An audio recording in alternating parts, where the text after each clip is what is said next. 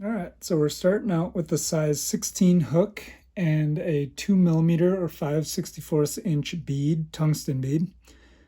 And we're using 6/0 thread and olive. So we're going to tie this thread in all the way down the shank of this curved caddis hook, not all the way down, but a good ways down. And then we're going to use this mallard flank feather. And I trim the feather up and I just use these really small chunks. For the tail, we're going to have kind of a stubby little tail on there. So you got to pinch it in there real gently. Hold it on both sides as best you can and then just drop it in. We're going to give that a little bit of a trim. And we're going to grab a quill. Some of these are a little bit mangled up. It's kind of a delicate material. So we're going to tie that quill in.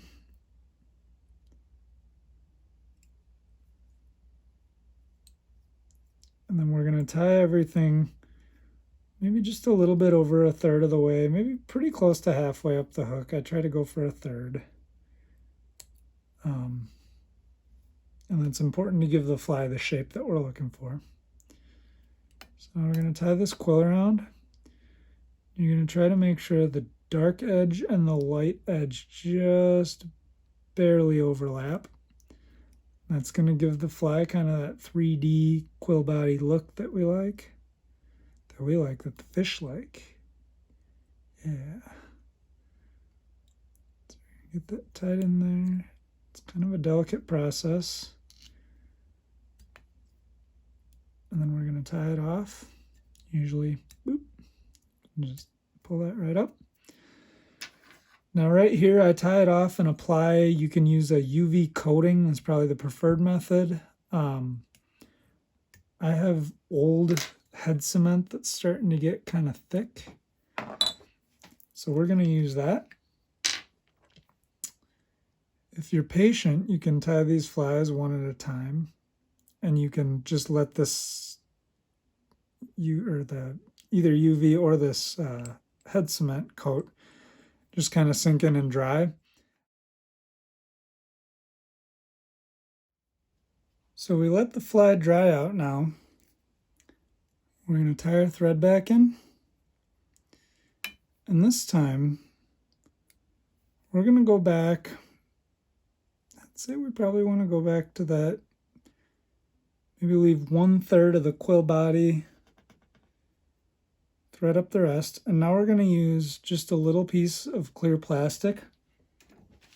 I actually use old bags that I've gotten beads in or hooks. They make a perfect material. You could buy materials like scudback and things like that for this purpose. But this is cheap and easy. So now we're going to tie that plastic in there. And here's where we use the thread to kind of shape the body. We want to keep it pretty skinny. If you ever see like a Baetis nymph in real life, they're pretty small.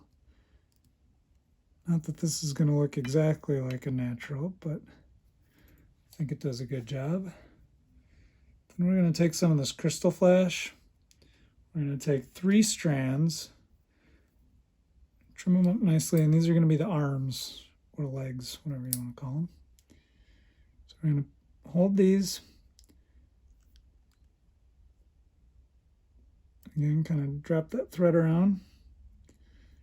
Now here's where it gets a little tricky. So we're going to just, instead of cutting these off and doing it twice, we're just going to kind of wrap them around. Try and get these placed how we want them to look. I'm going to pull that scud back or that plastic bag back around, tie it down, pull it nice and snug, and now after 2 or 3 wraps, we're just very carefully going to try and trim it down. Some of it might still stick through, but we're going to whip finish this. And we're going to purposefully kind of try to bury that a little bit. So we're going to go over it at an angle, maybe over it at another angle, around. 5 times, 4 times, 6 times. I'm going to try and tighten that. Cut it off. Now we got the legs. So the way I like to do that is pull them tight and cut them back to just about equal to the end of, or to where you initially tied in that plastic. So we're going to trim both of those. It's really important to make sure that you trim them really well. That's kind of a make or break moment on this fly pattern. If the legs are too short, it doesn't quite look right. If they're too long, it doesn't look quite right either. So now we're going to carefully apply head cement around that whip finish knot. Got a little too much there. And then we're going to flip the fly over. We're actually very gently going to try and apply head cement on the bottom side of it. There we go. Just use the very tip of your bobbin and just very gently kind of pull it down along into all those little spots. Kind of dry it off a little bit.